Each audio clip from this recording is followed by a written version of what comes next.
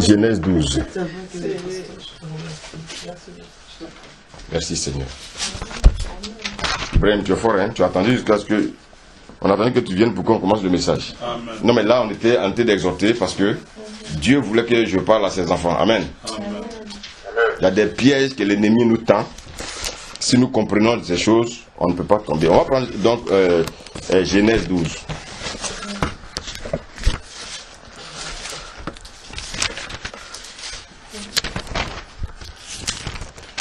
Maman, ça va? Ah, tu m'as manqué, hein? Ah, en tout cas, tu nous as manqué. Alléluia. On va lire Genèse 12 à partir du premier verset. Est-ce que maman peut lire? D'accord, on va aider maman. On va trouver la page. C'est ma conseillère, elle est revenue.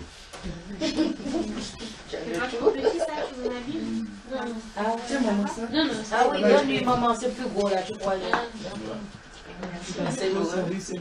C'est l'or le plus précieux. Toutes les questions qu'on se pose, Dieu va nous répondre. Amen. Et je pense qu'on a quand même perçu, on a quand même été bénis, non? Déjà. Vraiment, saisissez cette parole-là. Ne jouez pas avec votre vie. Le péché, non, il se loin de votre vie. C'est avec ça seulement que Satan peut nous avoir. Lis maman, verset 1. Verset 1. Oui. L'Éternel dit à Abraham, va-t'en de ton pays, de ta patrie et de la maison de ton père. Amen. Maman, tu t'arrêtes là. Après, tu vas continuer. Dieu dit à Abraham, va-t'en de ton pays. Va-t'en de ta patrie. Va-t'en de la maison de ton père. Écoutez-moi bien. Ça, c'est la vie chrétienne. À chaque chrétien, Dieu va demander ces trois choses-là. Alléluia. Amen. Dieu va dire à chaque chrétien, va-t'en de ton pays, va-t'en de ta patrie, et va-t'en de la maison de ton père.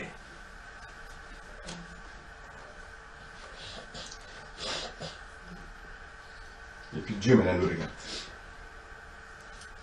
Verset 2, il dit quoi? Dans le pays que je te montre. Est-ce que Abraham savait où il partait? Non. Alléluia. Ça me rappelle. Quand Dieu m'a dit, quand il a dit, bon, maintenant va au travail, va démissionner. Ah!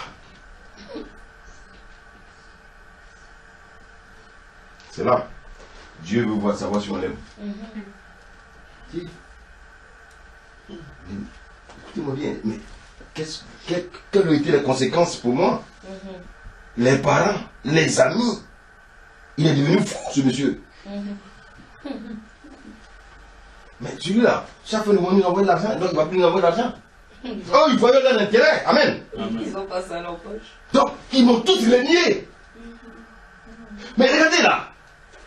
Quand Dieu traite avec quelqu'un, Dieu est tellement intelligent, il savait que s'il parlait à Abraham, au vivant de son père, il allait avoir quoi? Un obstacle. Si Dieu t'appelle, et puis il y a un obstacle à côté, il va d'abord faire quoi? L'enlever. Il va enlever l'obstacle. La Bible dit, au verset 31 ou bien 32 de Genèse 11, quelqu'un peut lire? Terach prit son fils Abraham, son petit-fils Lot, qui était le fils d'Aaron, et sa belle-fille Sarai, la femme de son fils Abraham. Ils sortirent ensemble d'Ur, en Chaldée, pour se rendre dans le pays de Canaan, mais arrivés à Charan, ils s'y installèrent. Ah, ils partaient où? À Canaan. Et ils se sont installés où? À Charan. À Charan. Et on dit plus bas tous les morts. Ah, L'obstacle. alléluia. Ah, Dieu te dit, va me servir en Guadeloupe. Et puis toi, tu dis non. Moi, je suis à Paris, non. Comment? Mais Paris, non, mais mais Paris est trop doux. Alléluia. Dieu va d'abord enlever Térak. Térak en juif, ça veut dire retard. Alléluia. Maintenant, le Père mort. Dieu se révèle maintenant à Abraham. Abraham va dire à Sarah, ah, J'ai entendu la voix de Dieu, hein. Dieu dit qu'il va faire quoi? Lisons la suite, on va comprendre. Verset 2. Lis, maman. Verset 2. Je ferai de toi une bonne nation. 1, on va noter. Donc 1, il va faire quoi? Une bonne nation. 2, continue. Et je te bénirai. Je te bénirai, ça fait 2. Je rendrai ton nom grand. Je rendrai ton nom grand, ça fait 3. Et tu seras une source de bénédiction. Tu seras une source de bénédiction, ça fait 4. Je bénirai ceux qui te béniront. Je te bénirai ceux qui te béniront, oui. Et je maudirai ceux qui te maudiront. Je maudirai ceux qui te maudiront, ça fait 6. Et toutes les familles de la terre seront bénies en toi. Merci, maman. Ça fait 7 bénédictions que Dieu a donné. Le chiffre 7, le chiffre de là. Ça veut dire que ça vient de Dieu. Amen. Mais, maman, avant que Abraham ne soit béni, avant qu'Abraham ne soit grand, qu'est-ce qu'il doit d'abord faire? Partir. Obéir. Il doit quitter sa famille. Quitter sa famille. Non, lisons les 3 premières choses là. Il va faire quoi? Quitter sa patrie. Son pays, sa patrie, sa famille. Ah! Lydia, mais je vais te bénir. Mais, avant d'être béni, il faut faire quoi? Sortir. Faut quitter ton Il pays. faut quitter ton pays, Ta patrie. ta patrie et la maison de ton pays. Voici où se trouve le problème des chrétiens. J'arrive, je veux bien l'enseignement. Ah! Dieu dit, va me donner du travail. Amen. Amen. Il faut quitter les faux papiers.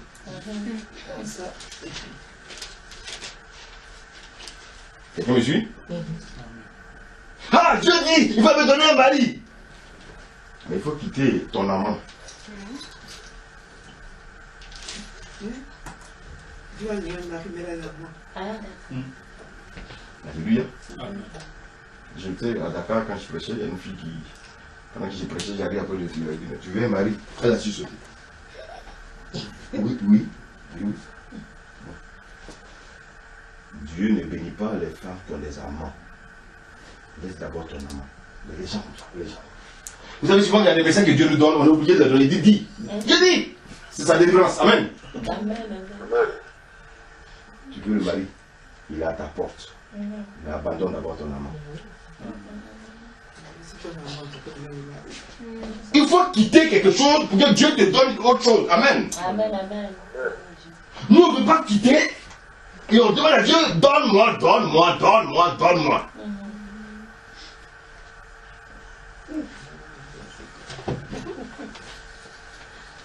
Alléluia. Amen. Tu veux un mari? Quitte l'amant.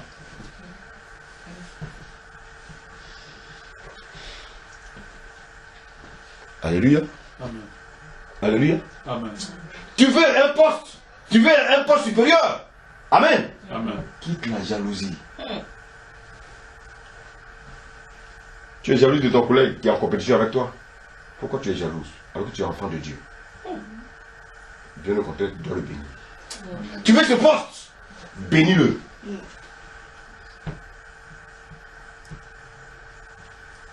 Alléluia. Amen. Il y a 2 employés dans une société. Les 2 faisaient le même travail. Et on voulait faire monter un au poste supérieur. Donc le patron, qu'est-ce qu'il fait? Il convoque un à un. Il prend le chrétien. Mais qu'est-ce que tu penses de Raphaël? Oui, Raphaël vient en retard. Il ne vient pas à l'heure. Et puis d'ailleurs son travail est lent. Il a commencé à le démystifier. Le chrétien. Le patron dit, ah d'accord, j'ai pris note. Appelle-moi Mathieu.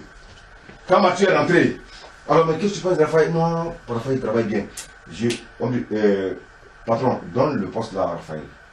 Un païen. Donne le poste là à Raphaël, il le mérite parce qu'il travaille bien. Le lendemain, quand ils sont revenus, la fiche, note de service. Qu'est-ce que c'est? C'est Mathieu qui a été nommé chef. Vous savez pourquoi? Le païen, vous savez pourquoi? Parce qu'il a donné un bon témoignage de son. Nous sommes des médisants. On est toujours prêt à détruire l'autre pour avoir un poste. On est toujours prêt à détruire l'autre pour être élevé. Avec Dieu, ça ne marchait pas. Même si tu es son fils. Quand il pleut là, ça tombe sur qui? Ah d'accord. C'est la même, les bénédictions avec Dieu, c'est la même chose. Avec Dieu, il n'y a pas fait de païen, appelle le truc. Chaque créature doit manger. La seule différence que nous avons avec les païens, c'est que nous avons une bénédiction spirituelle. Sinon, en ce qui concerne le bénédiction matériel, nous sommes sur le même pied d'égalité. Alléluia. Et le Seigneur va dire à Abraham, quitte ton pays, quitte ta patrie, quitte la maison de ton père. Et qu'est-ce qu'Abraham va faire? On va voir si Abraham va obéir. On va lire le verset 4. Abraham partit comme l'Éternel lui avait dit. Abraham partit comme l'Éternel lui avait dit. Le lot partit avec Lot. Ah, C'est ça le maître. amen. Tu veux bien, hein? Abraham était âgé de 75 ans. Voici quelqu'un. Sorti de Charan. Abraham prit Sarai, sa femme, et Lot, fils de son père. Avec tous les biens qu'il possédait et les serviteurs qu'ils avaient acquis à Charan. Ils partirent pour aller dans le pays de Canaan. Et ils arrivèrent au pays de Canaan. Abraham parcourut le pays jusqu'au lieu nommé Sichem. Merci maman. Suivez bien le message s'il vous plaît. La Bible dit Abraham partit comme l'Éternel lui avait dit. Amen. Abraham est parti, non? Il est parti dans le pays que Dieu lui a montré.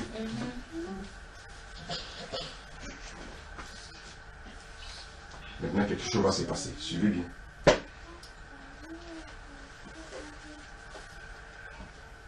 Tu peux le verset 10. Genèse 12, verset 10. Une famine survint dans le pays. Ah! Une famine fait quoi? Survint dans le pays. Mais il y a quelque chose qui ne va pas là. Dieu dit va me bénir. Amen. Maintenant j'arrive dans le pays. Il y a quoi là-bas? Une famine.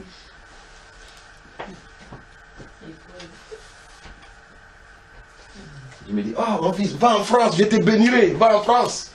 Va en France. Je suis venu en France. Moi, il me attrape la tête, il me dit, oh, je ne comprends rien, Seigneur. On ne peut pas comprendre Dieu.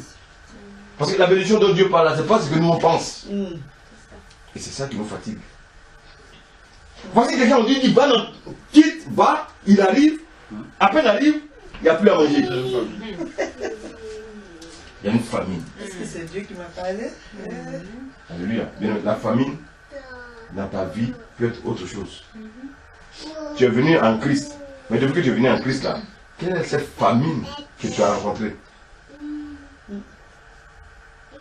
Quelle est cette famine que tu as rencontrée? Quel est le problème que tu as rencontré? Alors que quelqu'un t'a dit viens à Christ et puis tes problèmes seront résolus. Mais tu es venu à Christ, tu as l'impression que les choses deviennent pires. Mais est-ce qu'Abraham va rester dans le pays? Dis la suite. Alors Abraham se rendit en Égypte pour y séjourner quelque temps. Ah. Qu'est-ce qui se passe dans nos vies, Ibrahim?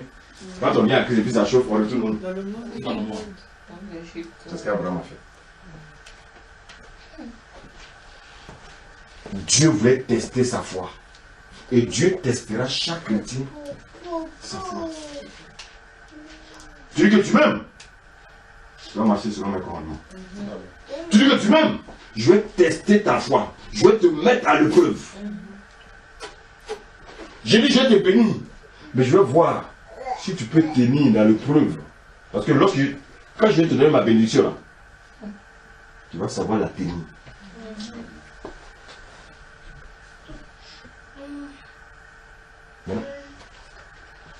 Ce qu'on peut déjà voir, c'est qu'Abraham a quitté son pays. Quitter le pays, c'est quoi? C'est quitter le monde. Amen. Alléluia.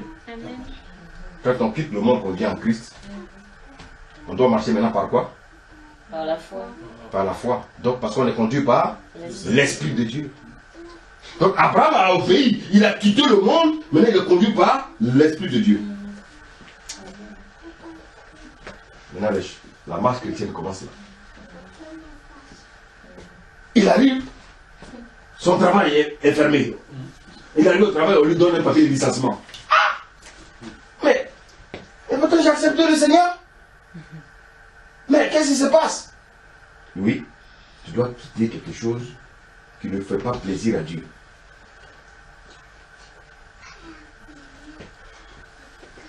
Alléluia. Et Abraham, il part maintenant en Égypte. On va voir si, qu'est-ce qui va se passer. Lisons la suite, maman. Verset 11.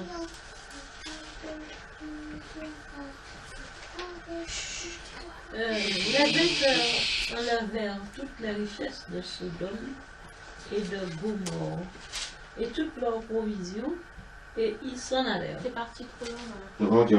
11. 12. Voilà.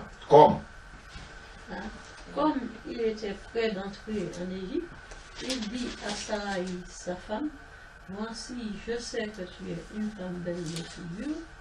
Quand les Égyptiens te verront, ils diront, c'est sa femme.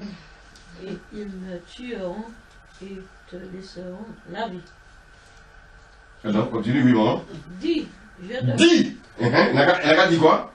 Je te prie que tu es ma soeur. Amen. On va s'arrêter là. Stop. Dites-moi. Quelqu'un peut aller à sa soeur. Amen. Amen. Qu'est-ce qu'Abraham est en train de faire là? Magouiller, mentir. Il est en train de mentir. Abraham a quitté son pays, n'est-ce pas? Est-ce qu'il a quitté sa patrie? C'était pas sa cousine, Sarah? Pardon, pas ça. Elle a quitté sa patrie parce qu'on a quitté son pays et sa patrie. Non, je te pose une question. Abraham a quitté son pays, non? Il a quitté Ur-el-Chaldée, n'est-ce pas? Est-ce qu'il a quitté sa patrie? Sa manière de faire, en fait, c'est ça. Non, ses habitudes. Oui, c'est ça. Est-ce qu'il a quitté? Non. Non, non. Ah ben non. Il avait encore Pour des qu'il soit béni, il faut qu'il fasse quoi? Laisser tout ça.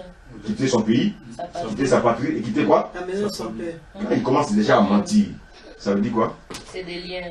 C'est des liens qui sont liés à son... Passé. Oui, mais à son...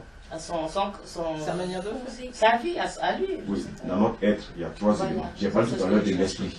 Il a marché par l'esprit. Amen. Quitter le monde, venir, on marche par l'esprit maintenant. Oui. Maintenant, il commence à mentir. Quand on ment, ça vient d'où? L'âme. L'âme. Quand quelqu'un aime son pays, par exemple, moi j'aime ma patrie, c'est parce que ton âme est attachée à ta patrie. D'accord. Alléluia. Je te prends l'exemple de nous qui avons quitté certains pays pour venir. Quand par exemple il y a un match de football, notre âme est attachée à notre pays. C'est ça notre âme, notre personnalité. Amen. Abraham va commencer à mentir. Alléluia. Amen. Suivez bien. Donc Abraham n'a pas encore quitté ça. Patrie. Or, pour qu'il soit béni, il faut qu'il fasse quoi? Quitter. Quitter quoi? Sa patrie, sa famille et Son son pays, pays. sa patrie. Les trois choses. C'est très important. Il faut quitter son pays, il faut quitter sa patrie, il faut quitter. sa famille. Et là, on se rend compte qu'il n'a pas encore quitté ça. Patrie. Est-ce qu'il peut rentrer sa bénédiction? Non, non. Beaucoup quittent le monde, ils viennent à Christ. Est-ce qu'ils ont abandonné leur vaine manière de vivre? Tu as quitté ton pays, c'est bien. Tu as quitté le monde, c'est bien. Mais tu es toujours en colère. Tu es toujours dans le mensonge. Tu es toujours dans l'amertume. Tu es toujours dans la magouille. Alléluia. C'est ce qui était encore dans la vie d'Abraham. Alléluia. Dis, s'il te plaît, que tu es ma soeur.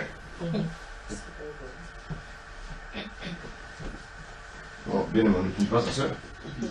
Donc si tu as épousé ta soeur, elle n'est plus ta soeur. Elle est maintenant ta femme. Ta femme.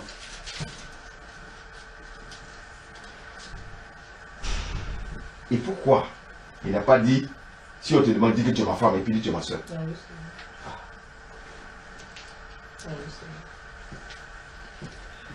Le mensonge est une pierre d'achoppement pour notre marche chrétienne. Alléluia. Maman lit la suite. Les grands de Pharaon la virent aussi, et la remontèrent à Pharaon. Et la femme fut emmenée dans la maison de Pharaon. Il traita bien Abraham. Ah, on dit on traita bien Abraham. Amen. Quand on dit on traite bien quelqu'un, c'est lié à quoi?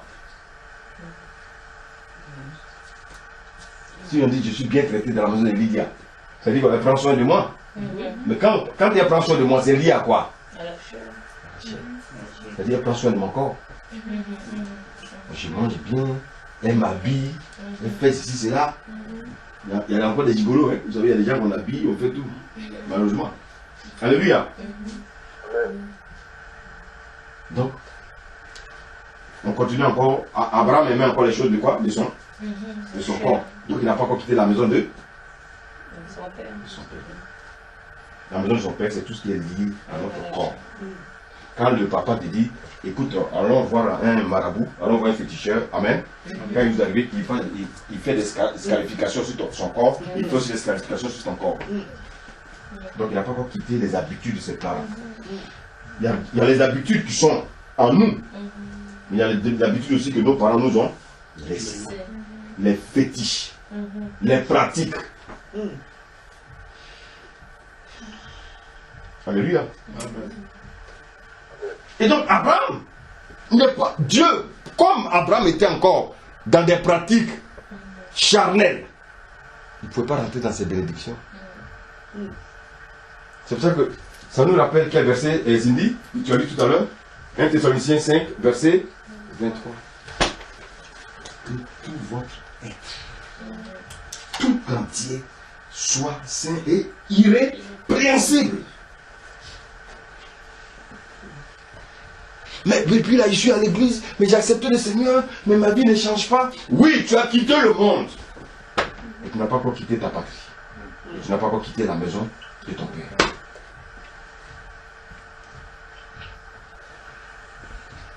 Tu aimes encore les choses de ce monde.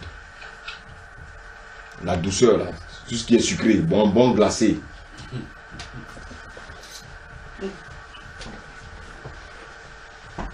Alléluia. Amen. Alléluia. Amen. Mais Abraham, en plus de ça, il avait aussi pris quelque chose encore pour se surfestir. C'était qui? Oui, vas-y. Ça m'a toujours étonné. C'est écrit contre Abraham, on le traita bien à cause d'elle. Abraham reçut du petit bétail et du gros bétail, des ânes, des serviteurs et des servantes. Et je me dis, je crois que j'ai dû entendre ça quelque part où j'ai réfléchi dessus. C'est là où il a pris la servante égyptienne en fait. Non, oui, en fait, c'est là, puisqu'il a pris la servante, on lui a donné des serviteurs et des servantes. Donc, c'est là qu'il a pris la servante égyptienne. Merci, Agar. Donc vous voyez que, quand nous retournons dans le monde, amen, nous allons faire quoi? Nous allons prendre des Agars. Toutes les bénédictions que nous prenons dans le monde, il y a des Agars dedans. Il y a des Agars dans nos bénédictions qui vont venir détruire notre marche chrétienne. Notre communion avec le Seigneur. Quelqu'un me suit? Quand tu vas retourner dans le monde, quelqu'un va te dire, bon, mais écoute, mais tu peux être en Christ et puis aller voir un devin. Alléluia. Mais tu peux être en Christ et puis écoute, tu as un talisman. Tu peux être en Christ et puis regarder l'horoscope. Mais toi, si Dieu est quand même amour, tu peux être. Dieu sait qu'il n'a pas l'argent, tu peux jouer au loto. Ce sont les regards quand on retourne dans le monde.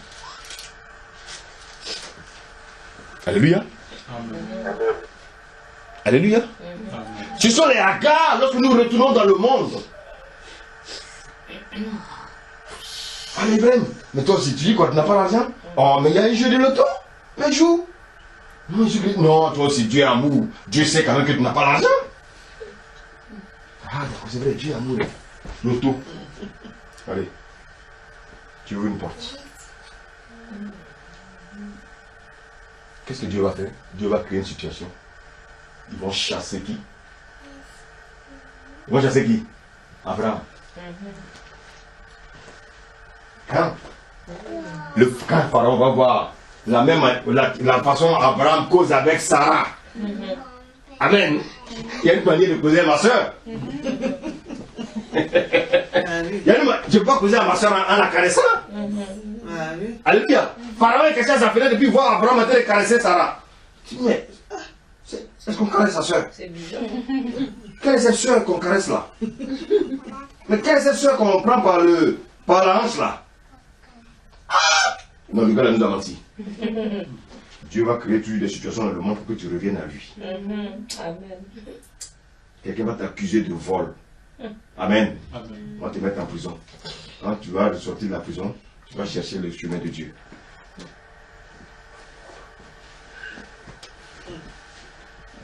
Alléluia. Est-ce que le Seigneur nous fait du bien? Amen, amen, amen. Marcher à le Seigneur. Certes, on a quitté le monde, mais il nous reste à quitter notre patrie et la maison de notre Père.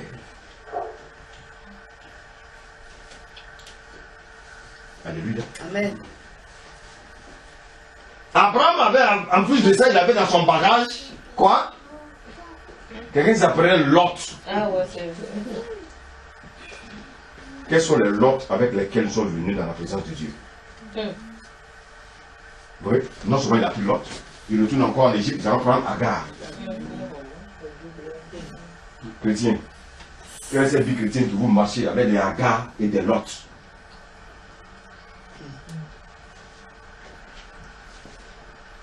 Alléluia.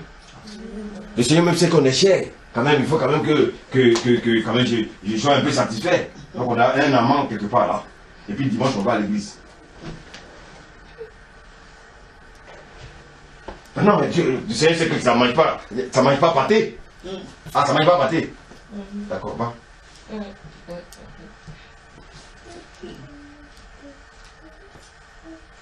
Alléluia. Amen. Non, je sais que de toute façon, je vais faire, puis après, je vais demander pardon à Dieu.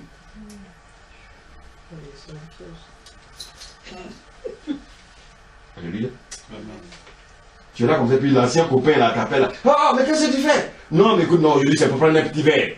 Oh, mon ami, derrière le verre. L'hôtel. Ah. Elle dit à l'hôtel. Écoutez, il y a des invitations. Il ne faut jamais accepter. Quand le Seigneur nous dit de fuir, il dit de fuir l'impudicité. Dieu sait pourquoi il dit de fuir. Pourquoi? Parce que bien aimé, avant de partir, tu vas voir, il y a une personne qui t'a dit, mais quand même, habille-toi bien. Toi aussi, tu vas, habille-toi bien, parfume-toi bien, prends la plus belle tenue, prends le beau sac. Bien aimé, il y a un esprit de séduction qui t'accompagne. Et quand tu arrives là-bas, le monsieur aussi est bien habillé. Qu'est-ce qui va se passer? L'esprit de quoi? Voitise. Donc tu vois, qu'est-ce qui va se passer? Pendant que vous êtes en train de causer, tu vas dire, ah mais comment? Tu vois, tu as l'impression que le monsieur est devenu plus beau qu'avant. L'envie commence à venir. L'envie. Écoutez bien ce que je vous dis ce soir. L'envie commence à venir. Et tu vois que la personne, et maintenant, la personne quand il parle, mais tu as l'impression qu'il ne parle plus comme avant. Les paroles mielleuses. Et quelque chose te dit dans ton cœur, on dirait qu'il a changé. Un païen peut changer. Un païen peut changer. Et Satan est là. Il a pendant ce temps, il mûrit quelque chose dans ton cœur. Et c'est là maintenant que Jacques 1,13 intervient. Quelqu'un peut lire Jacques 1,13? C'est là où c'est Jacques 1,13. Alléluia. Jacques 1,13. C'est des listes de blé.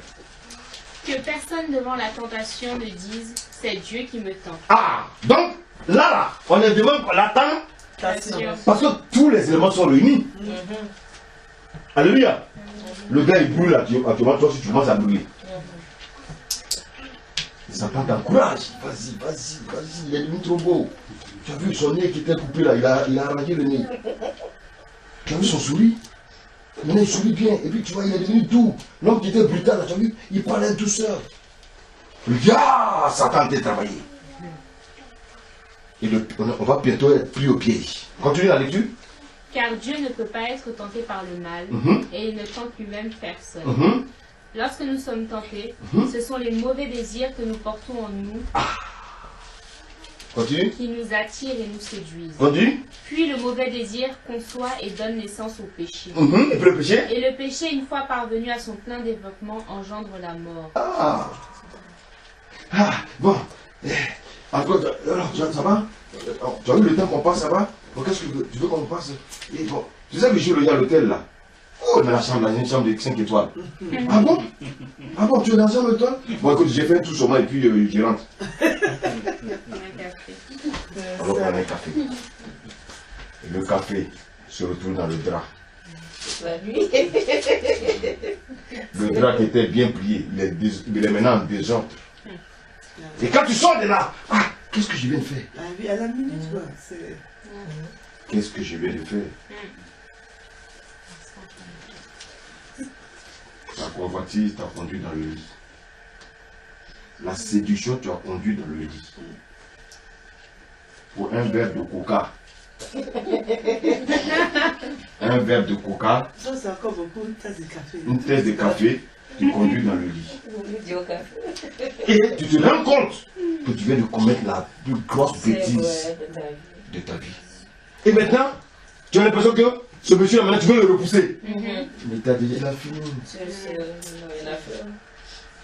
Non, mais c'est ce que tu viens de faire, je ne suis pas d'accord. Mais tu as aimé. Parce que toi aussi, tu disais que c'était bon.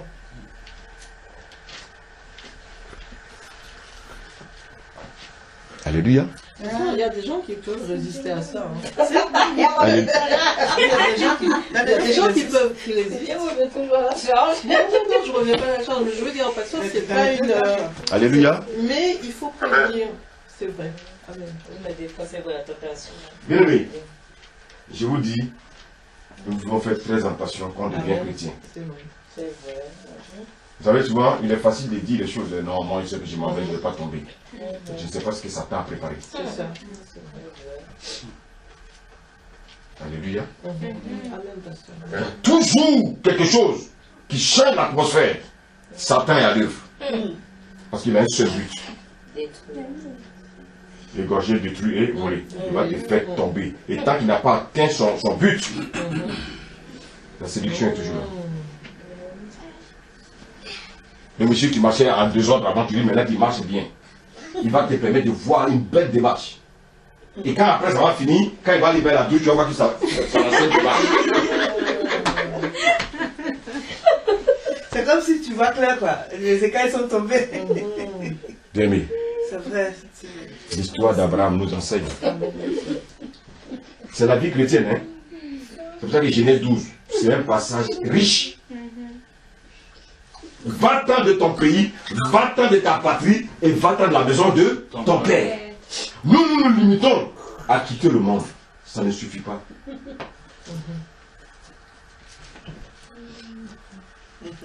Quelqu'un t'a demandé un lit de 5 étoiles, toi tu regardes ton lit, là, peut-être le drap est percé. Et les gens, tu veux franchement, il y a longtemps qu'on t'a parlé du Hilton, on a entendu t'as parlé des temps, on dit c'est une de 5 étoiles, tu veux voir? Pour dire aussi que tu as dormi là-bas. Mais Satan t'attire. Après maintenant c'est Goumbe et pourquoi ça danser là?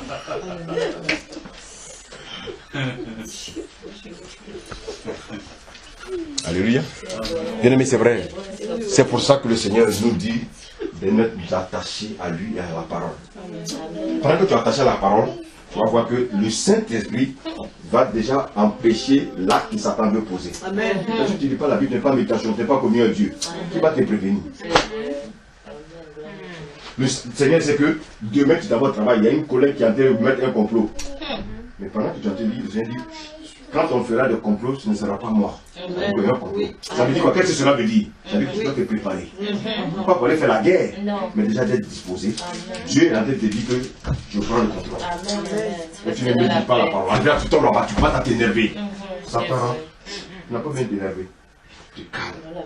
Parce que Dieu t'a averti. Vous dormez. On dit la parole, il y en a, ça ne les intéresse pas. Non. Le Skype que nous faisons là, bien aimé, c'est trop important. La veille, là, le message qu'on a été donné là, ça va te concerner pour le lendemain. Une seule parole seulement. Parce que Dieu sait qu'on parle à ses enfants. Il sait ce que l'ennemi prépare pour ses enfants. Et si tu n'es pas en connexion, tu n'es pas en communion, comment tu peux savoir? Tu es arrivé. Le message peut-être te concerne. Il y a un bout de ce message qui peut-être peut intervenir dans ta situation. Regarde comment tu brilles. Quelle est cette femme qui ne t'envie pas aujourd'hui, toi? Regarde. Amen. Amen. Mais ça ne veut pas dire, quand tu vas sortir, la première lunette, allez, Ibrahim, je t'aime. Et puis tu tombes. Non. Dieu t'a averti, il dit non. La tentation est là.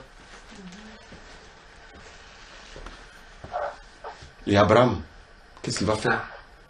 Il va prendre Agar dans son sac. Et c'est comme ça que nous prenons les Agar dans nos sacs. Et ce sont les Agar là qui vont détruire notre communion avec le Seigneur. Alléluia. Alléluia.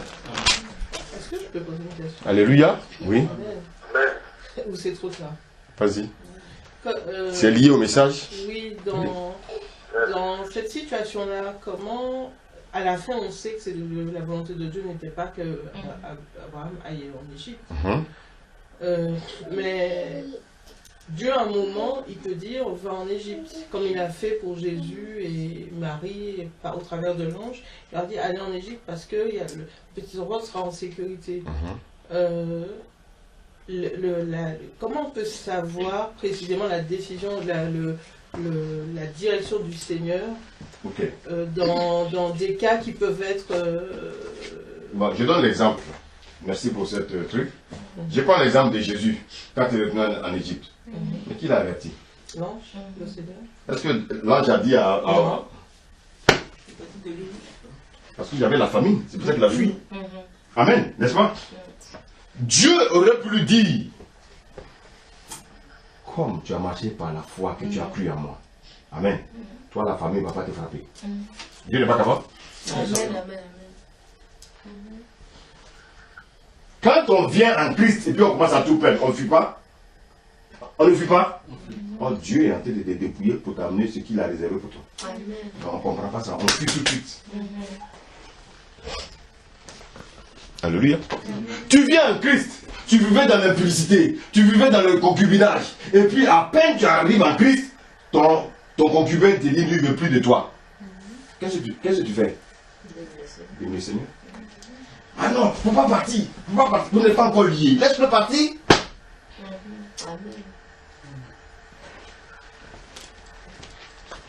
Alléluia.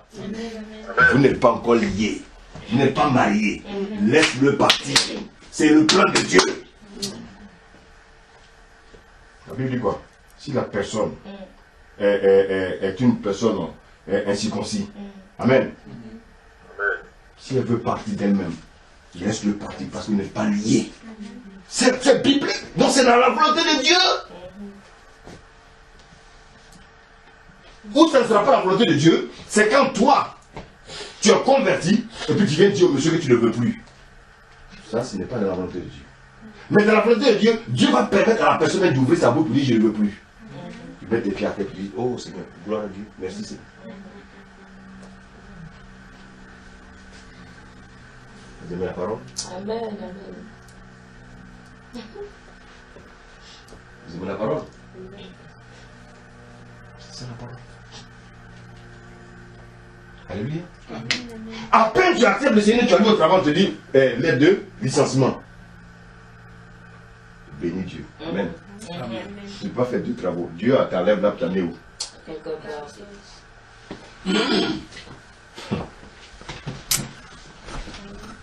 Mais nous les chrétiens, on veut s'accrocher.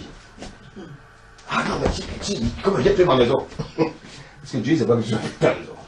Et tu vis encore dans sa présence. Et puis il va permettre que tu ne puisses pas payer ta maison. Tu restes dans sa présence. Ah Seigneur, merci. Je crois que, Seigneur, je te remercie. Je sais que tu es en train de me donner un enseignement. Je sais que ce travail-là, tu ne veux plus que je continue. Tu veux me donner un travail pour que j'ai le temps de te servir. Ah Seigneur, j'ai compris ta volonté. Que vraiment ta volonté soit faite. Tu es là, pendant que tu es là, 3 jours après, on te dit, ah, il y a une société là qui cherche tant. Tu arrives là-bas, c'est toi on attendait. CDI. Alors que là, tu tentes de souffrir avec des renouvellements de CDD. Il faut comprendre comment Dieu travaille. La lecture. La lecture spirituelle. C'est pas tout ce qui est arraché qui est forcément une malédiction, non. Dieu nous prépare. Toujours. Écoutez-moi, Dieu va jamais, regardez bien, hein, Dieu va jamais dire à quelqu'un qui est dans un travail, je t'ai trouvé un autre travail. Dieu va tout faire dans le lever d'abord. Il ne faut pas que tu te glorifies. Quelqu'un me suit? Il y en a qui aiment la gloire. Ils vont dire, oui, bon, mais je travaille tellement bien qu'il y a une société qui m'a débauché là. Dieu va te sortir là, il va te renvoyer d'abord. Tu vas chômer peut-être 1 mois, 2 mois, 3 mois. Mais pendant ce temps, tu restes ferme dans le Seigneur. Parce que la bénédiction qui vient là, elle enrichit. Amen. Elle ne se fait sur aucun chagrin. Tu arrives, on dit, ah, monsieur, on nous a fait un CDI. Le salaire a doublé. Alléluia, amen. Quelle grâce. Tu vas t'approcher au CDD là, où tu veux jouer, on t'insulte. Parce que tu sais ce que tu dis là, je suis en train de le vivre actuellement. Ah, c'est le Seigneur qui parle, hein. Alléluia. Amen. Abraham. La vie pourquoi on nous dit Abraham est le père de la foi? Parce que la vie d'Abraham, c'est la vie chrétienne. Si tu as compris la vie d'Abraham, tu marcheras avec le Seigneur. Tu marcheras avec le Seigneur. Jusqu'à présent, je vous assure, je ne peux pas expliquer comment ma femme et moi on a quitté la ville où on est et qu'aujourd'hui on dort dans une maison. Je ne comprends pas. Non, je ne peux pas expliquer ça. Mais simplement, j'ai suivi le Père à l'aveuglement. Il y a des moments, dans l'humiliation, je dis gloire à Dieu. C'est la vie d'Abraham. Tu continues ce chemin. Alléluia. C'est pour ça qu'il faut savoir marcher par l'esprit. Amen. Regardez, il y a la semaine dernière, je dis, mais Seigneur, vraiment on ne peut pas te comprendre. Hein. Pendant qu'il disait ça, puis paf, il me fait penser à Lydia. Il me dit, qu'est-ce que tu veux enseigner? Il dit, mais regarde, tu es venu, tu as fini d'être. C'est moi qui ai permis qu'elle te contacte.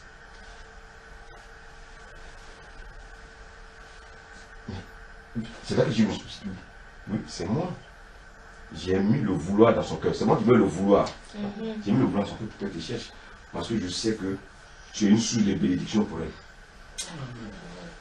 Ouais. Qu'est-ce que Dieu a dit à Abraham? Il sera une source de bénédiction. Une source de bénédiction. Je pensais que c'était un jour à venir enseigner et puis partir. Mais ça fait combien de mois ensemble?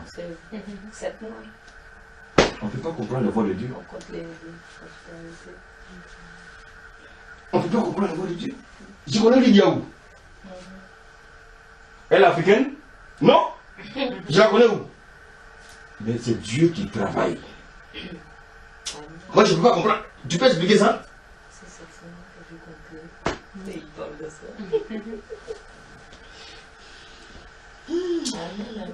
On ne peut pas comprendre les voix de Dieu. On ne peut pas comprendre les voix de Dieu. Celui qui dit si quelqu'un vient vous dire qu'il connaît Dieu, fuyez-le. Personne ne peut dire qu'il connaît Dieu. Personne. Écoutez, c'est pas parce que Dieu me fait des révélations, je lis la Bible, ou bien je connais les personnes qui connaissent Dieu. Hein? Regarde Abraham. Est-ce qu'Abraham là, il peut dire que Dieu, il peut continuer à donner Dieu? Il arrive là, il y a la famine. Le Dieu qui lui a dit, il va le bénir, il arrive là, il y a la famine. Dieu qui lui dit, abandonne tout, je vais te bénir, il arrive, il y a la famine. Sa femme a dit, mais tu as bien entendu la voix. C'est sûr que c'est Dieu qui t'a parlé. C'est quelle bénédiction, on commence déjà, il n'y a plus à manger là. Alléluia. Mais ce qui est grave, lisons la suite. Genèse 15. Genèse 15.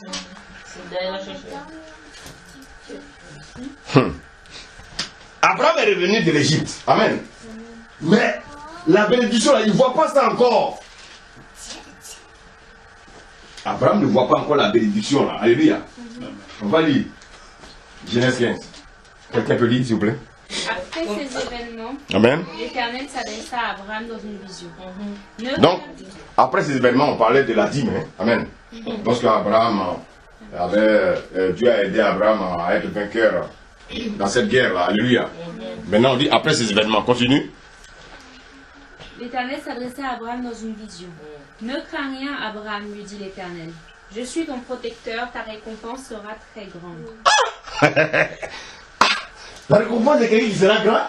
Est-ce qu'il voit une récompense? Abraham voit quelque chose? Mais il ne comprend pas. Mais il entend seulement que des paroles. Et quand il va voir ça, notre récompense sera grande. Ça sera du fou dans le camp. C'est quelle récompense depuis le départ, ils sont déchirés là. Je porte toujours les mêmes habits. Tu ne comprends pas? Comment ça fait que quand ce Dieu là, c'est à toi qui parle? Et moi? On a dû souffrir, là toi tu me parles des récompenses. Hein? D'abord même, est-ce que c'est Dieu qui a dit de quitter où on était? On était bien là-bas. Les raisonnements commencent à venir. Les raisonnements, les murmures, les raisonnements. Dieu vient encore devant Abraham parce qu'il sait que le découragement arrive. Chaque fois que les enfants de Dieu sont découragés, Dieu nous a une parole pour nous reconforter. Là où tu es complètement au plat, là, tu vas voir quelqu'un prend son portable et t'appelle. Ah, vraiment, sois béni. Vraiment, voici ce que Dieu m'a mis à cœur. Donc Dieu ne m'a pas oublié. Mais pourtant, il ne me parle pas. Non. Il vient de te parler. Au travers du frère. Il parle tantôt d'une manière, tantôt d'une autre. On continue la lecture, s'il vous plaît. Abraham répondit, Éternel Dieu, que me donnerais-tu? Je n'ai pas d'enfant et c'est Eliezer de Damas qui héritera tous mes biens. Est-ce que c'est ce que Dieu lui a dit? Non. Est-ce que c'est ce que le Seigneur lui a dit? Quand Dieu nous fait des promesses qu'on ne voit pas, la chair fait qu'on veut nous-mêmes aider Dieu. Souvent, il y a beaucoup qui veulent aider Dieu, même dans l'œuvre. Non, on n'est pas Dieu. Continue. Tu ne m'as pas donné de descendance, poursuivit-il, et c'est un serviteur attaché à mon service qui sera mon héritier. Alors l'Éternel lui parla en ces termes. Non, cet homme-là ne sera pas ton héritier, c'est celui qui naîtra de toi qui héritera de toi. Ah, celui qui naîtra de toi. Amen. Continue. Puis Dieu le fit sortir de sa tente et lui dit, contemple le ciel et compte les étoiles si tu en es capable. Et il ajouta, tes descendants seront aussi nombreux qu'elles. Abraham fit confiance à l'Éternel, et à cause de cela, l'Éternel le déclara juste. Je vous pose une question. Regarde, Dieu lui montre les étoiles. On peut compter les étoiles? Non. Mais il n'a même pas encore un enfant. Il n'a même pas encore commencé par un enfant pour voir le 2, 3, 4. Il n'a même pas encore un enfant. On lui dit, regarde, ton nom, tes enfants là. Regarde, tu peux compter. Seigneur Jésus-Christ, bien-aimé, je vous demande de croire à la parole que Dieu vous a donnée. Vous avez entendu la prophétie, même si elle tarde. Ah Seigneur, continue. Il lui dit, je suis l'Éternel qui t'ai fait sortir d'Ur des Chaldéens pour te donner ce pays en possession. Seigneur Dieu, répondit Abraham, comment aurais-je la certitude que je le posséderai? Amen, on va s'arrêter là. Relis le verset 6 là, s'il te plaît. Abraham fit confiance à l'Éternel, et à cause de cela, l'Éternel le déclara juste. On dit qu'Abraham a eu confiance à qui? On lit maintenant Genèse 16, verset 1. Sarah, l'épouse d'Abraham, ne lui avait pas donné d'enfant. Mais elle avait une esclave égyptienne nommée Agar. Ah, qui commence maintenant à travailler là? Qui commence à travailler? Le diable. Quand Dieu travaille d'un côté, le diable fait quoi? Quand Dieu travaille du côté du mari, Satan fait quoi? Quand le Dieu travaille du côté de la femme, Satan travaille du côté du mari. Ayez vraiment le discernement. Je vous en supplie, suivez bien ce message. Ça va vous permettre vraiment de savoir gérer votre foyer. Alléluia. Satan, il est quitté où? Il vit avec qui? Il vit avec nous. Bon. Continue. Elle dit à Abraham, tu vois que l'Éternel m'a empêché d'avoir des enfants. Vous voyez, elle est en train de faire quoi? Manipuler. Elle est en train d'accuser qui? C'est comme ça que nous accusons Dieu tous les jours. Quelqu'un me suit? C'est comme ça que nous accusons Dieu tous les jours. Elle dit que Dieu l'a rendu stérile. Tu as vu que Dieu ne m'a jamais donné d'enfant. Tu as vu que depuis là, Dieu ne m'a jamais veut pas me donner du travail. Depuis là, Dieu ne veut pas me guérir. Depuis là, Dieu ne veut pas me donner telle chose. Depuis là, Dieu ne veut pas me donner la promotion. Continue. Va donc vers ma servante, peut-être aurai-je un fils par son intermédiaire. Comment? Écoutez-moi bien. Comment toi tu veux? Comment elle peut avoir un fils par ton intermédiaire? Non, répondez-moi. Comment elle peut avoir un fils par ton intermédiaire? Vous avez vu une femme qui va garder 9 mois un enfant dans son ventre? Je ne parle pas des femmes qui font n'importe quoi là. Je parle de femmes correctes, sincères, bien. Elle va garder un enfant dans son ventre et puis aller dire, madame, c'est ton bébé. Ça existe? Non.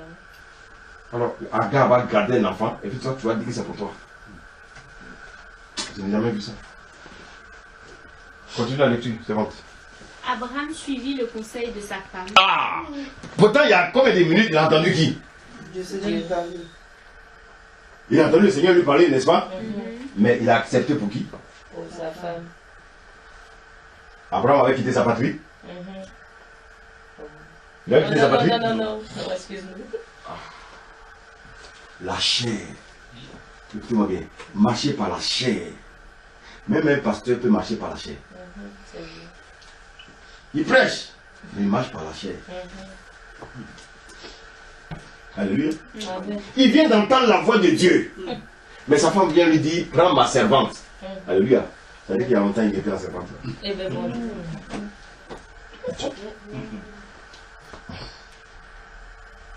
Qu'est-ce qu'il aurait pu dire à sa femme, à votre avis?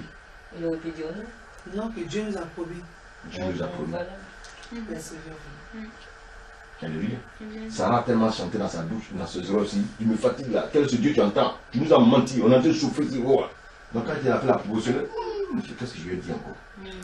Bon, la petite là me met l'enfant, mais quand je vais me rajeunir là, il est tombé sur eux. Alléluia. Alléluia. Je peux poser encore une question. C'est pas pour embêter le Seigneur de Dieu. Est-ce que c'est pas ça qui a retardé la bénédiction d'Abraham? Ah, c'est de ça qu'on parle. C'est le même, c'est de ça. Tu as compris? C'est ça.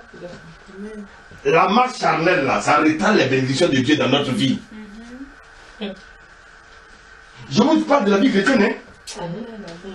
Qu'est-ce que Dieu nous a promis? Dieu t'a fait une promesse. Il dit, tu as entendu la promesse, attends là. Elle s'accomplira, serre. Pourquoi il a ajouté certainement? Parce qu'il sait qu'il y a là, la chair qui peut t'empêcher. Abraham n'a pas encore quitté sa patrie. Il est parti en Égypte, il dit que sa femme est sa quoi? Sa sœur. Là, qu'est-ce qu'il dit? Il est tombé sur qui? Il a pris Agar là où? En Égypte. Quand on revient dans le monde, on prend quelque chose toujours plus, on revient dans la présence de Dieu. Et c'est cette chose-là qui va nous faire tomber. Tu veux ça va? Tu suis le message? Très bien.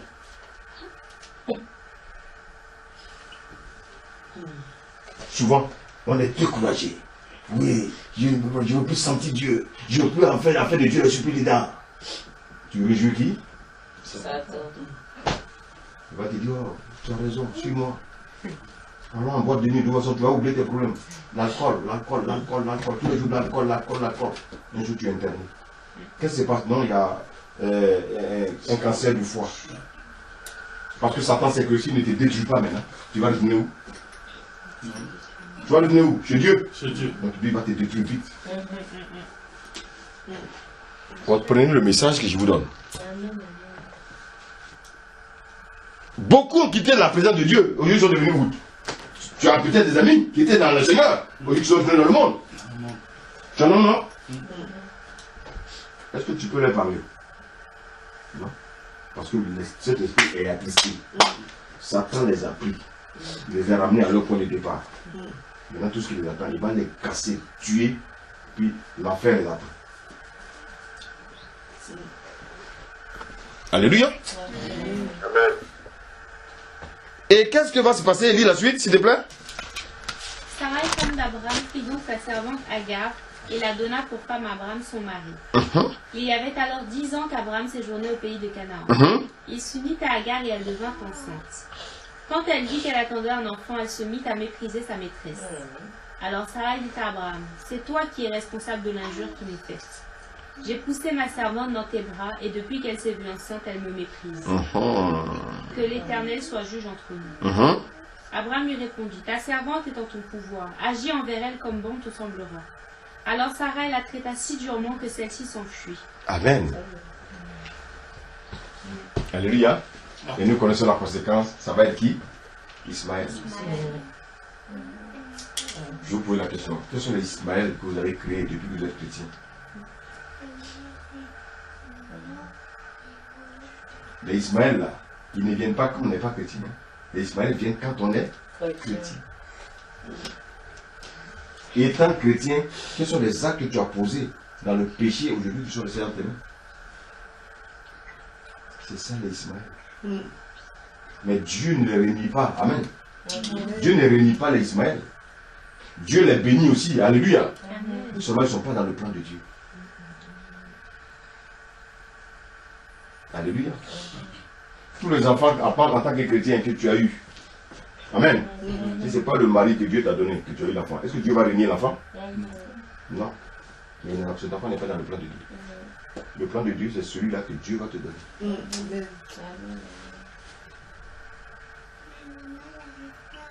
Alléluia. Tu ne peux pas dire que tu es chrétien, tu travailles. Et puis tu dois lui faire encore un travail bizarre, où ce n'est pas clair. Et vous venez encore pour... Non. Ce que tu fais là, ça va te bénir, c'est vrai. Dieu n'est pas intéressé. Dieu a dit, c'est le travail, c'est ce travail-là que je vais te bénir. Si tu veux faire autre chose, Dieu n'est pas dedans.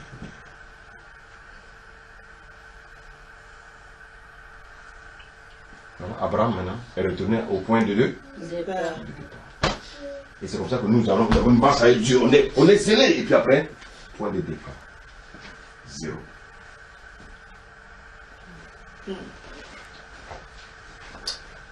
Alléluia. Alléluia. Amen.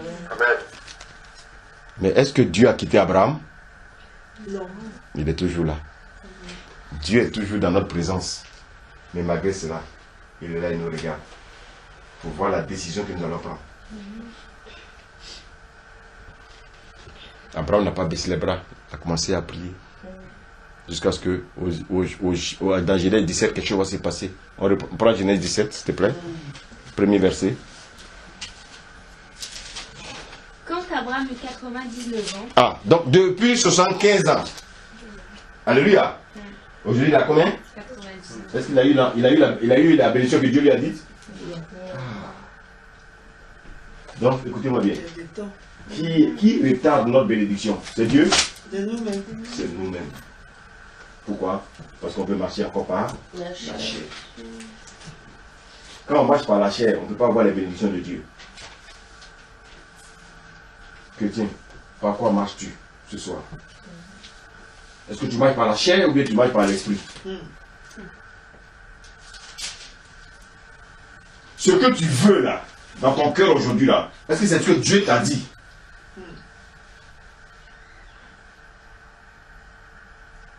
Alléluia. C'est parce que si c'est parce que Dieu t'a dit, renonce et reviens dans la présence de Dieu. C'est ce que Dieu va dire à Abraham. Continue, c'est bon. Lorsqu'il eut 99 ans, l'Éternel lui apparut et lui dit, je suis le Dieu Tout-Puissant. Ah! Un Dieu Tout-Puissant, il n'est pas capable de tout? Il est capable de tout. Mais qu'est-ce qu'on fait alors? Pourquoi on hésite? Pourquoi on résiste à ce Dieu-là? Il nous dit, obéis à la parole. Nous on dit non, on ne veut pas obéir à la parole. On veut chanter seulement. Il n'a pas dit chanter, il dit d'obéir à sa parole. Il dit obéir à la parole, toi tu veux prier. Il t'a pas dit de prier, il dit d'obéir à sa parole. Il dit va demander pardon à Ibrahim, il n'a pas dit de prier. On dit non, non, non, moi je ne veux pas voir Ibrahim, parce qu'on est coléreux, on est orgueilleux, alors donc on ne veut pas. Dieu dit bon d'accord, fais comme tu veux. Ça va faire combien d'années? 24 ans. Il tourne en rond. Pour un bébé qui doit venir. 24 ans. Regarde combien de fois nos bénédictions tardent par nos propres forces. Dieu te dit, sors de la colère. C'est tout ce que je te demande. Je ne demande pas autre chose. Nous on dit non, on va prier. Dieu n'a pas dit de prier, il dit de sortir de la colère. Il a envoyé sa parole et sa parole nous guérit. Il n'a pas dit on a prié et puis on a guéri. C'est sa parole. Il dit va demander pardon. Une fois que tu vas, Ibrahim, pardonne-moi. Tu ouvres la porte de ta bénédiction. Tu n'as plus besoin de prier. Nous on dit non, non, non, on ne veut pas. Mais on prie pour que Dieu nous donne. Ça va marcher? Chrétien, pourquoi vous ne pouvez pas comprendre les choses simples? C'est simple là ce que je dis là. Qu'est-ce qui vous empêche d'obéir à la parole de Dieu? Il dit quoi? Qu'est-ce qu'il dit dans le livre de 1 Samuel 15? L'obéissance vaut mieux que les sacrifices. L'obéissance à quoi? C'est la parole. Les sacrifices là, c'est la prière. Dieu prier toute la nuit là. Non. Il dit d'obéir. Il va demander pardon à Lydia. Lydia, oh, excuse-moi, je t'ai blessé hier. Excuse-moi, vraiment, pardonne-moi. Lydia a pardonné. Pardonne ma soeur, vous priez. Ton cœur est blanc. Tu l'as béni, tu l'as béni, tu l'as béni. Dieu dit, ah, c'est quelqu'un qui a compris. Ah non, non, moi je ne peux pas demander pardon à Lydia. Ah non, non, non, je ne peux pas. Et tu rentres chez toi, tu pries. Tu pries qui?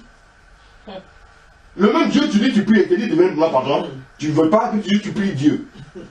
Quelqu'un, vous voyez combien de fois nous nous fourvoyons?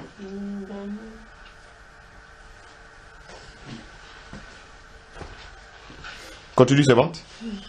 Conduis ta vie sous mon regard et comporte-toi de manière irréprochable. Donc, depuis, il était irréprochable.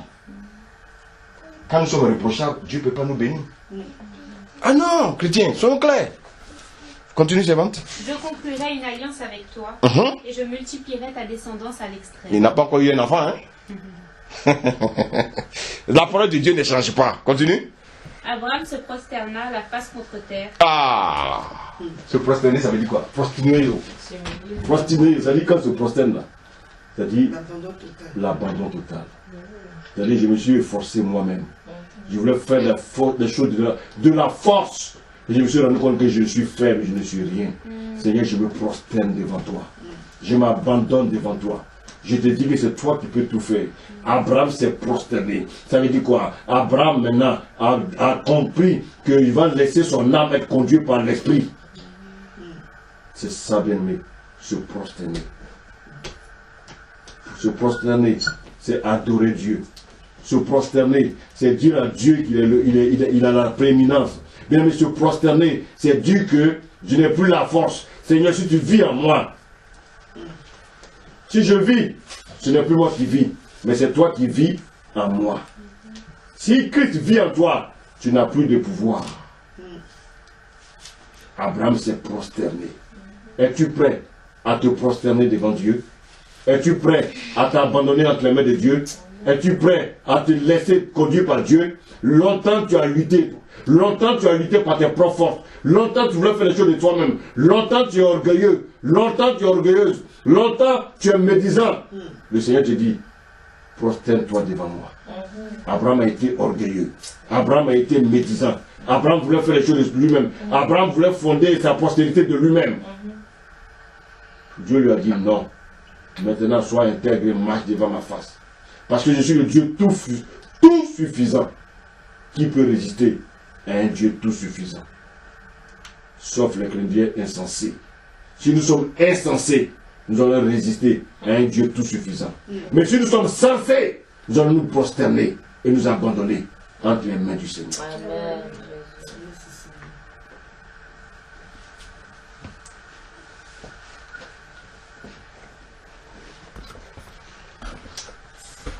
Et une fois qu'on est prosterné, Dieu change notre identité.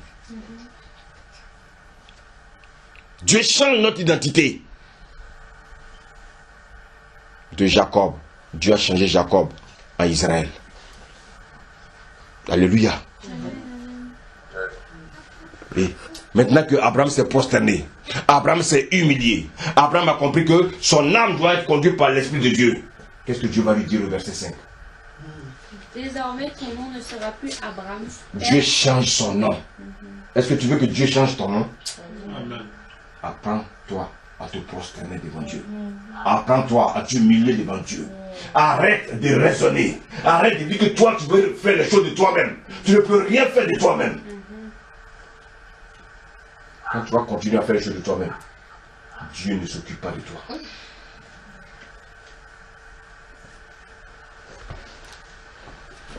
Continue, servante. Désormais, ton nom ne sera plus Abraham, père éminent, mais Abraham, père d'une multitude. Père d'une multitude. Dieu a changé l'identité d'Abraham. Dieu a changé le caractère d'Abraham. Dieu a changé tout ce qui était enfoui à Abraham, qui l'empêchait de rentrer dans sa bénédiction. Tout ce qui était colère, tout ce qui était orgueil, tout ce qui était mensonge. Dieu va extirper tout cela et lui donner une nouvelle identité.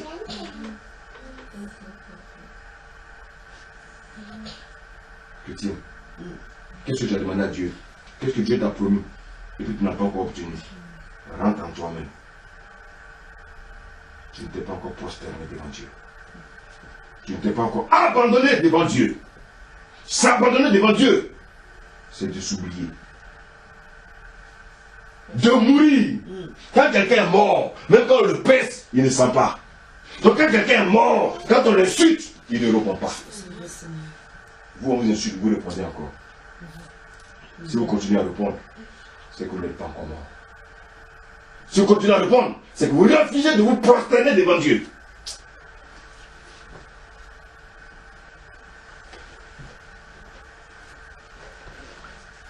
Abraham a eu la révélation. Il s'est prosterné devant Dieu. Abraham est le père de la foi. Il est notre père. Donc si lui s'est prosterné, c'est que nous aussi, nous devons nous prosterner.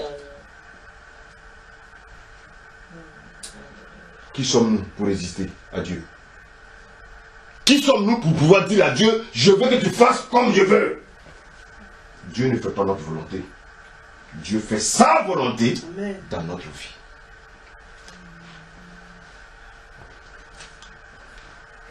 Nous sommes là toujours en train d'accuser Dieu. Nous sommes toujours en train d'accuser notre prochain. Il est ceci, il m'a fait ceci, il m'a fait cela. Mais toi, tu n'as jamais fait de mal à quelqu'un?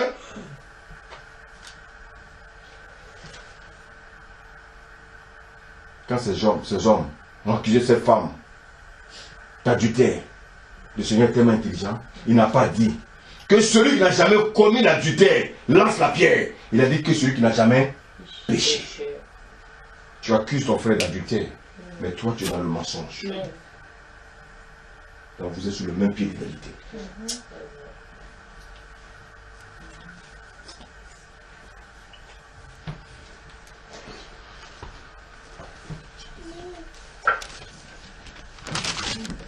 Alléluia. Alléluia. Quand Abraham s'est humilié, quand Abraham s'est prosterné, alléluia, qu'est-ce qui va se passer dans Genèse 18? On va lire.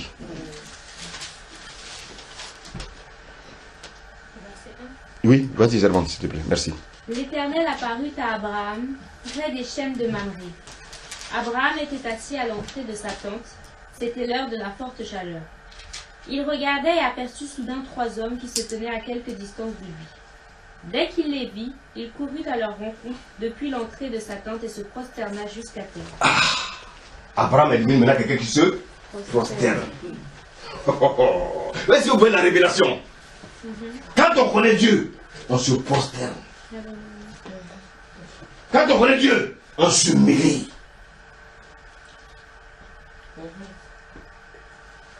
Combien de fois vous prosternez devant Dieu?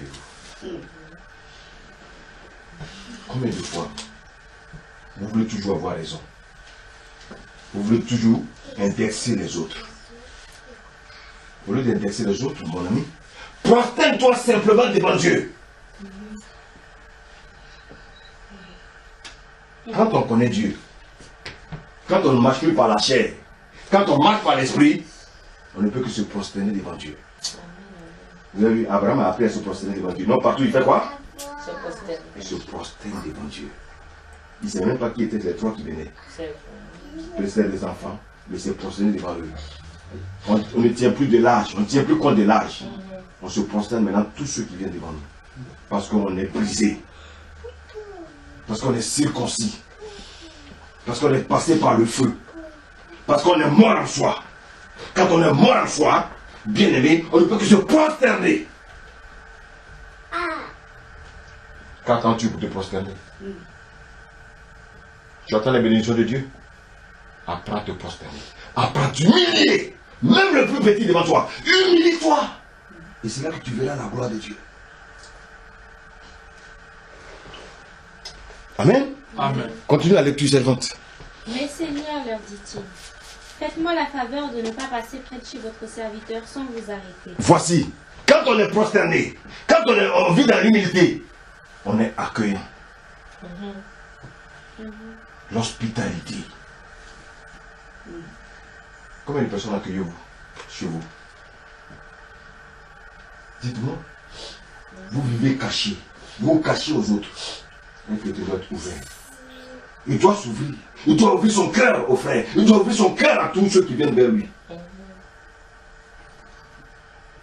Abraham n'a pas laissé les hommes passer. Il n'a pas dit ces hommes vont savoir comment est ma maison. Il n'a pas dit vont voir. Non. Abraham a ouvert sa maison. Il a dit entrez. L'hospitalité. L'hospitalité. Il n'a pas dit ma maison est petite. Non. Il a dit, il ne faut pas passer sans rentrer chez moi. Même s'il n'y a pas de chaises, on ne vient pas pour les chaises. On vient parce qu'il y a la présence de Dieu. Continue. Permettez-moi d'aller chercher un peu d'eau pour que vous vous laviez les pieds. Puis vous vous reposerez là sous cet arbre. Oh, Abraham, apprends.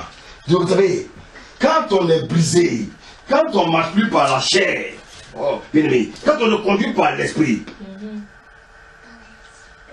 on devient serviteur de l'autre. De celui qui veut être grand, qui veut soit le serviteur de l'autre. Abraham était en train de poser un acte que Jésus allait poser avant de partir à ses disciples. Quand il va faire quoi? Il va laver les pieds. C'est vrai. Et une coutume juive, mais ça avait aussi une signification spirituelle. On continue.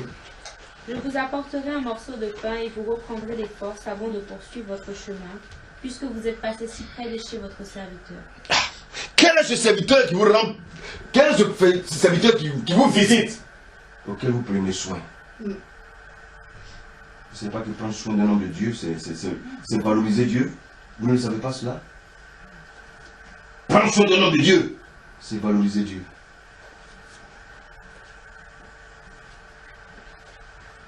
Soyons spirituels, soyons bibliques. Continue.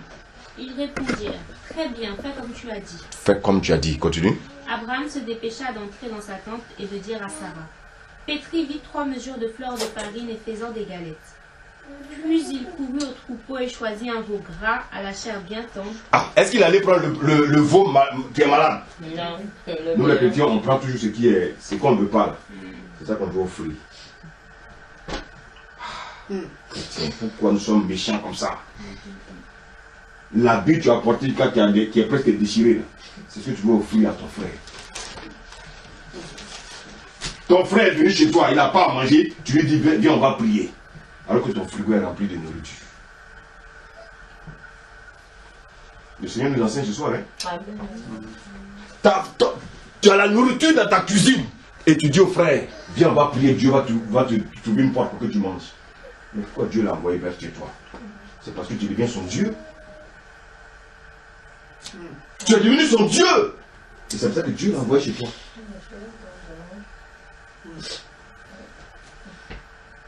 On voit une frère dans une situation financière, on peut gérer, on lui dit viens on va prier, alors qu'on a l'argent sur nous. Dieu, il nous teste dans les petites choses. Continue. Il amena un serviteur qui se hâta de l'apprêter. Il prit du fromage et du lait avec la viande qu'il avait fait apprêter et les apporta aux 3 hommes. Abraham se tint auprès d'eux pendant qu'ils mangeaient sous l'arbre. Après cela, ils lui demandèrent, « Où est Sarah, ta femme ?»« Elle est dans la tente, leur répondit-il. Puis l'Éternel lui dit, « L'an prochain, à la même époque, je ne manquerai pas de revenir chez toi. » Alléluia. Continue. Et ta femme Sarah aura un fils. Est-ce qu'on peut bénir le Seigneur? Amen. Écoutez-moi bien. Il y a la parole que Dieu nous donne. Maintenant, il y a les actes qui vont accompagner cette parole pour stimuler qui? Pour stimuler qui? Pour stimuler Dieu. Alléluia. Qu'est-ce qui a amené l'ange à lui dire à la même heure? Parce que l'ange avait bien mangé. Il a bien été reçu. Alléluia. Amen. Alléluia. Amen. L'ange a été bien reçu. Pour que Dieu puisse tout bénir. Dieu a besoin de voir en nous l'hospitalité, l'amour du prochain. Quels sont les actes que nous posons vis-à-vis de nos frères et sœurs?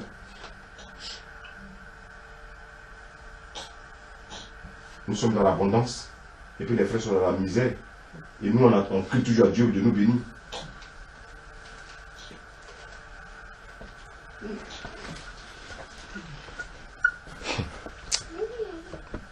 Il dit, l'année prochaine, à la même heure, tu auras un enfant. L'année prochaine, à la même heure, tu auras un mari. L'année prochaine, à la même heure, tu auras un travail. L'année prochaine, à la même heure, ton père sera converti. L'année prochaine, à la même heure, tes enfants seront convertis. L'année prochaine, à la même heure, tes parents seront convertis. Pourquoi? Parce qu'on s'est prosterné devant le Seigneur.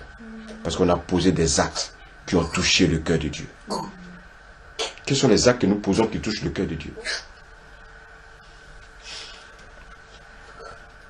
Alléluia.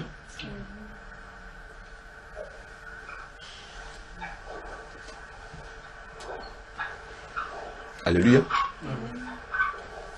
On va lire le chapitre 19, verset 1. Merci Seigneur pour cette révélation. Genèse 19, verset 1. Le soir, les 2 anges arrivèrent à Sodome. Amen. Ils sont venus à combien? 2 à 3. Je suis pas. Oui, non, je fais la lecture. Alléluia. Ils sont venus à combien? À 3. Ils sont repartis combien? 2. Qui est resté? Qui est resté? C'était Isaac. Ah Seigneur. Isaac était resté. Les 3 anges sont venus avec Isaac dedans. Quand le cœur de Dieu a été touché, il a laissé Isaac de manière spirituelle. Au début, il y a eu 3, ils étaient 3 au début. 3 ans. Alléluia. Ils sont 2. Alléluia. Ils sont venus à 3 spirituellement, ils sont retournés à 2. Dieu a déposé Isaac. Ah Seigneur, permets aux gens de comprendre ce que je comprends. Alléluia. Tu attends qui? Il y a 3 anges qui t'ont visité ce soir. Mais 2 repartiront. Parce que ta bénédiction doit rester.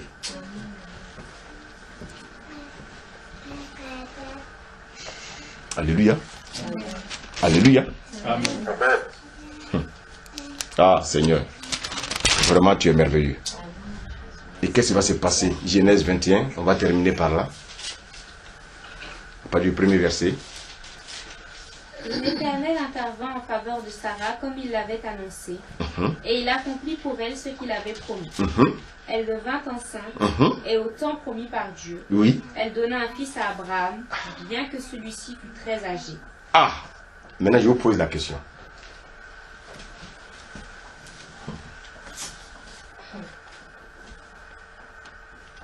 Isaac est la bénédiction qui est issue de quoi? La parole de Dieu. La parole de Dieu. Quoi encore? L'obéissance d'Abraham quand il s'est postéré. Donc Isaac est la bénédiction. Isaac est donc le fruit de... L'obéissance à la parole. Le fruit de... La foi. La foi. Certes, le fruit de la foi, mais le fruit de... Isaac est le fruit de l'esprit. Oui. Amen. Mais oui. Et Ismaël, elle est La chair. le fruit de... La chair.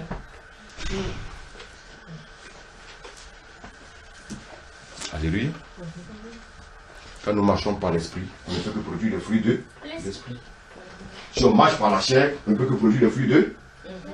Abraham a marché par la chair avec Agar, il a produit le fruit de... Maintenant, en marchant par l'esprit, il a produit le fruit de... qui s'appelle Isaac. Que le Seigneur nous fortifie ce soir. Merci Seigneur.